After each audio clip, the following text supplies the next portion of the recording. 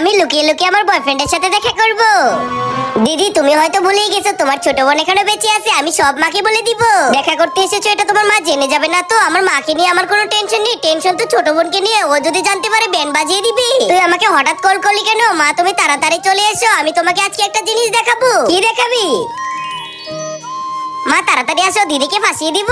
আমার চারদিকে কত কাজ, অথচ আমার ছোট মেয়েটা সবকিছু বুঝেও আমাকেই ডিস্টার্ব করে। মাকে বলেছি আজকে আমার এক্সট্রা ক্লাস আছে, অথচ আমার কোনো এক্সট্রা ক্লাস নেই, আমি আমার বেবির সাথে দেখা করতে এসেছি। মা তাড়াতাড়ি এসে পড়ো না, এত খুশি হয় না, দেখো তোমার বোন কোনো গড়বড় করলো কিনা। ছোট আমাকে এখানে ডেকে কোথায় চলে গেলি? আরে মা তাড়াতাড়ি চলো। কি ফোন চালাচ্ছ? আমাকে গুরুত্ব দিচ্ছ না? তোমাকে গুরুত্ব দেই বলেই ফোন চালাচ্ছি। এ ফর আন্ডা, বি ফর বুন্ডা। আমি তোমাকে এটা দেখানোর জন্য ডেকে এনেছি আমার বোন কতটা সংস্কারী। দেখ আমার মেয়েকে দেখেছি মলে বসে পড়ালেখা করছে।